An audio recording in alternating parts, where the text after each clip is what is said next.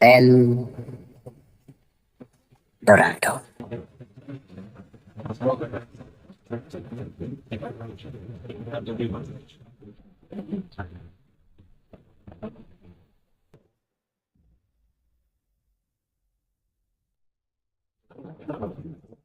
آج ہم جس دنیا میں جی رہے ہیں یہ دنیا ایسی کئی رازوں اور مسٹریز سے بھری ہوئی ہے جنہیں جاننے کے بعد انسانی ذہن حیران رہ جاتی ہے۔ ماڈرن سائنس خواہ آج آسمان چھو رہا ہے، لیکن آج بھی ہماری اس زمین کے کئی ایسے راز ہیں جسے سلجھانا ناممکن نظر آتا ہے۔ انہی مسٹریز میں تاریخ کے کچھ گمشدہ شہر ہیں جو آج ایک قصہ بن کر رہ گیا ہے۔ ایسا مانا جاتا ہے کہ ہماری ریکارڈڈ ہسٹری سے پہلے زمین کے الگ الگ حصوں میں قدیم طلسماتی شہر ایگزسٹ کرتی تھی، لیکن آج ہم ان شہروں کے بارے میں کچھ بھی نہیں جانتے۔ ایسی ہی ایک گمشدہ شہر the last city of gold یعنی ایل ڈوراڈو ہے۔ ایل ڈوراڈو ایک اسپینش ورڈ ہے جس کا مطلب ایسا مقام ہے جہاں دھن، دولت اور سونے کی بھرمار ہو۔ ایل ڈوراڈو کا تعلق دنیا کے سب سے بڑے اور وسیع جنگل ایمیزون رین فارسٹ سے ہے، جو ساؤتھ امریکہ کے 10 بڑے ریاستوں میں پھیلا ہے۔ ایمیزون کے اس سنسان اور خوفناک جنگل میں قدیم دور میں بے شمار شہر اور تہذیبوں نے جنم لیا۔ کہتے ہیں کہ تقریباً 2000 سال قبل ایمیزون کے کولمبیا اور پیرو کے علاقوں میں ریڈ انڈینز اور موئسکا نامی قبیلے آباد تھے، اور کولمبیا کے ایک بڑے علاقے میں موئسکا قبیلے کا قبضہ تھا۔ آرکیولوجیکل ایکسپرٹس کے مطابق ٹیکنالوجی اور آرکیٹیکچر کے معاملے میں یہ قبیلہ مایان، ایزٹیک اور انکا تہذیب کے برابر تھی۔ ان ریڈ انڈینز کے دیو مالائی کہانیوں اور لوک کتھاؤں کے مطابق ہزاروں برس قبل زمین پر نہ جانور تھے نہ انسان۔ تب چاند دیوی کی آنکھوں سے ایک آنسو ٹپک کر زمین پر گرا اور جھیل گوئٹا مالا وجود میں آئی۔ یہ مقدس جھیل مانی جاتی تھی۔ ریڈ انڈینز اس جھیل کو قدرت کا تحفہ سمجھتے تھے۔ ان کا کہنا تھا کہ جھیل کے تہہ میں ایک دیوی اژدہے کی صورت میں سو رہی ہے۔ جو شخص بھی اس جھیل کے ساکن پانی کو چھوتا ہے وہ اس دیوی کی نیند میں خلل ڈال کر اسے جگا دیتا ہے اور پھر زندہ لوٹ کر نہیں آتا۔ چنانچہ اس دیوی کے قہر سے بچنے کے لیے ہر سال اس قبیلے کا بادشاہ اس دیوی کے لیے نذرانے چڑھاتا تھا۔ اس رسم میں قبیلے کے ایک شخص کو ننگا کر کے اس کے پورے جسم پر سونے کے پاؤڈر کو ملا جاتا۔ اس شخص کو عطر اور تیل میں نہلایا جاتا اور جسم پر سونے کے زیورات اس قدر ہوتے کہ وہ سونے کا ایک جیتا جاگتا انسان نظر آتا تھا۔ پھر ڈھیر سارے قیمتی زیورات اور سونے سے بھرے ایک بیڑے پر اس شخص کو سوار کیا جاتا اور اس بیڑے کو جھیل کے بیچوں بیچ بھیجا جاتا۔ اس درمیان قبیلے کے تمام لوگ اس جھیل کے چاروں طرف جمع ہو جاتے اور جھیل کے کنارے کچھ لکڑیاں جلاتے تاکہ دھوئیں کی وجہ سے سورج کی روشنی زمین پر کم آئے۔ پھر سونے کے دھول سے لپٹا وہ شخص جھیل کے بیچ جا کر اس جھیل میں اترتا اور اس میں گھٹنوں تک ڈوب جاتا۔ یہ شخص سونے کے ان زیورات اور سامان کو جھیل میں ڈال دیتا اور خود بھی پانی میں ڈبکی لگاتا۔ اسی طرح قبیلے کے لوگ بھی اپنے زیورات اور سونے اس جھیل میں ڈال دیا کرتے۔ اس رسم سے واپس لوٹنے والا وہ شخص دیوتاؤں کا چہیتا اور شہر کا بادشاہ بنتا۔ اس سونے میں نہانے والے شخص کو موئسکا لوگ ایل ڈوراڈو کہتے تھے۔ بعد میں ان کا یہ شہر ہی ایل ڈوراڈو کے نام سے مشہور ہو گیا۔ لوک داستانوں کے مطابق یہ پورا شہر ہی سونے کا بنا ہوا تھا۔ یہاں کی عمارتیں، مکانات، مندر اور راستے سب سونے کا تھا۔ ان لوگوں کا ماننا تھا کہ سونا ایک مقدس اور آسمانی منرل ہے۔ وہ سونے سے دیوی دیوتاؤں کی مورتیاں اور مندر بھی بنواتے تھے۔ جب سورج کی روشنی اس شہر پر پڑتی تو ایسا معلوم ہوتا جیسے جنت زمین پر اتر آئی ہو۔ موئسکا لوگ گولڈ کا استعمال اس طرح کرتے تھے جیسے آج ہم لوہے یا تانبے کا استعمال کرتے ہیں۔ موئسکا لوگوں کے پاس اتنا سارا سونا کہاں سے آیا تھا، اس بارے میں آج ہم کچھ بھی نہیں جانتے۔ ایل ڈوراڈو کا پہلا سراغ مینواسکرپٹ 512 نامی تحریر میں ملتا ہے۔ اس مینواسکرپٹ کو پرتگیز ایکسپلورر بینڈی ریٹیس نے لکھا تھا، جو ایمیزون کے جنگلوں میں سونے، چاندی اور قیمتی پتھر کو تلاش کیا کرتے تھے۔ اس پر اسرار مینوسکرپٹ میں اس شہر کے متعلق ساری جانکاری تفصیل سے موجود تھی، لیکن اس مینوسکرپٹ میں اس گمشدہ شہر کا لوکیشن نہیں لکھا تھا۔ یہ مینوسکرپٹ آج بھی برازیل کے نیشنل لائبریری میں رکھا ہے، لیکن عام لوگوں کو اسے دیکھنے کی ایکسس نہیں ہے۔ 17ویں صدی میں جب پہلی بار ٹریولر اور ایکسپلورر کو مینوسکرپٹ ملا تو وہ اس سے بہت انسپائر ہوئے اور ان کے اندر یہ تجسس جگی کہ اس کھوئے ہوئے شہر تک کیسے پہنچا جائے۔ اس طرح کی دولت مند تہذیب اور شہر کی کہانیوں نے لوگوں کے من میں اسے کھوجنے کی خواہش کے ساتھ لالچ بھی پیدا کیا، اور ہزاروں ٹریولر اور اسپینش ایکسپلورر ہر دور میں ساؤتھ امریکہ اور ایمیزون جنگل میں آتے رہے تاکہ اس سونے کے شہر کا کوئی سراغ مل سکے۔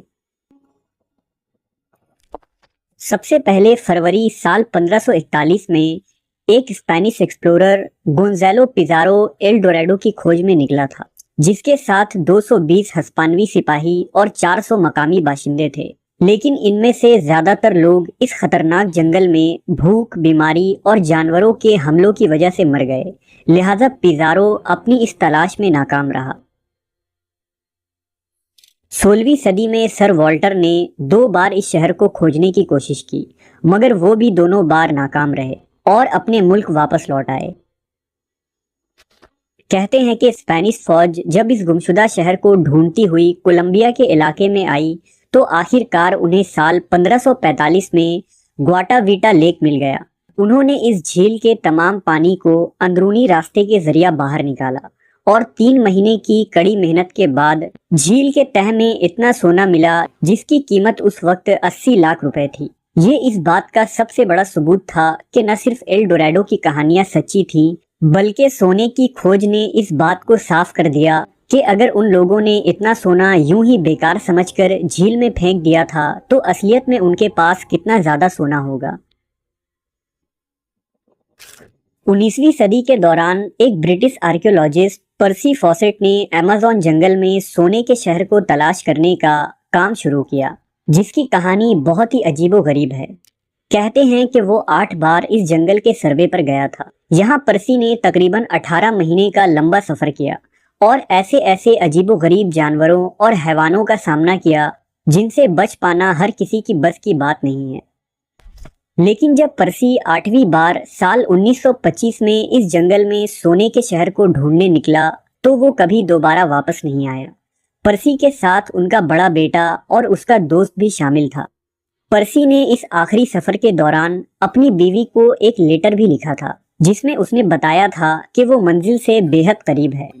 فاسٹ نے یہ بھی لکھا کہ اگر اس سفر سے میں واپس نہ آؤں تو میری تلاش میں کوئی بھی ریسکیو آپریشن نہ بھیجا جائے۔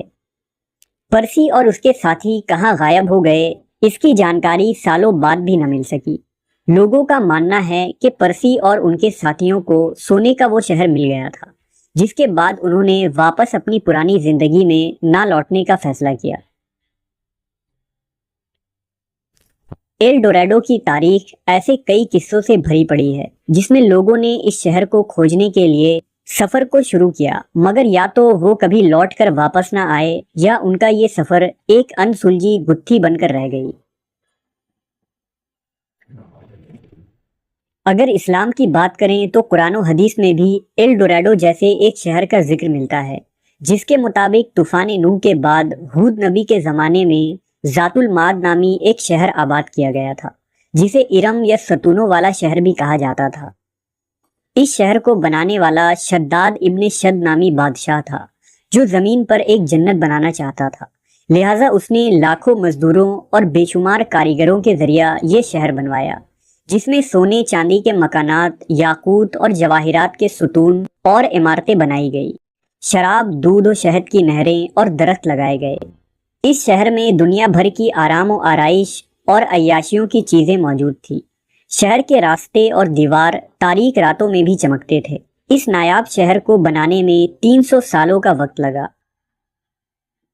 ارم کے اس جنت کو بنانے کا مقصد یہ تھا کہ شداد خود کو خدا ثابت کرنا چاہتا تھا، لیکن جب یہ جنت نما شہر بن کر تیار ہو گئی اور شداد اپنے سپاہیوں اور لشکر کے ساتھ اس شہر میں جیسے ہی داخل ہوا، اس سے قبل ہی اللہ کے حکم سے اس کی روح قبض کر لی گئی۔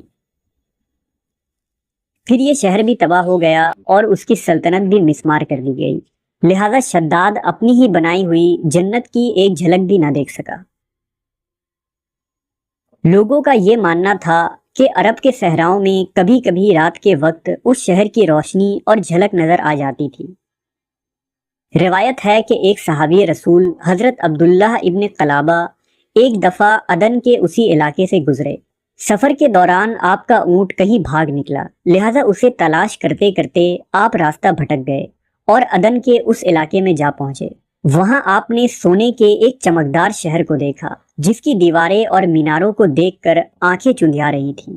حضرت عبداللہ یہ منظر دیکھ کر بے ہوش ہو گئے۔ جب ہوش آیا تو آپ سوچنے لگے کہ اس شہر کی صورتحال تو ویسی ہی نظر آتی ہے جیسی رسول اللہ صلی اللہ علیہ وسلم نے ہم سے شداد کے جنت کے متعلق بیان فرمائی تھی۔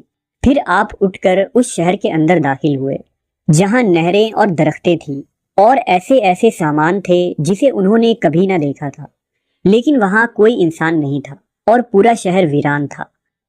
حضرت عبداللہ نے وہاں پڑے کچھ سونے، چاندی اور جواہرات اٹھا لیے اور وہاں سے سیدھے دمشق چلے گئے جہاں انہوں نے امیر معاویہ کو یہ واقعہ سنایا۔ لہذا صحابہ اکرام نے اس شہر کی تصدیق کی کہ واقعی یہ وہی شہر ہے جسے شداد نے بنایا تھا، لیکن اللہ نے اسے انسانوں کی آنکھوں سے آج چھپا دیا ہے۔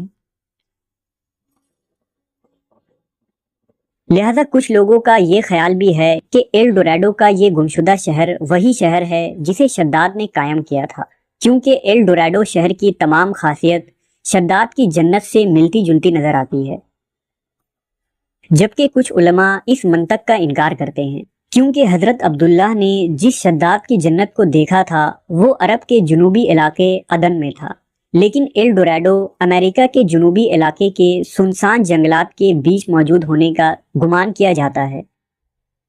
بہرحال اس سے یہ بات واضح ہوتی ہے کہ قدیم زمانے میں لوگوں نے سونے کے ایسے قیمتی شہر تعمیر کیے تھے، اور اللہ تبارک و تعالیٰ کی قدرت سے اس پر اسرار شہر کو لوگوں نے اپنی آنکھوں سے دیکھا بھی تھا، جن میں حضرت عبداللہ ابن قلابہ جیسے صحابی رسول شامل تھے۔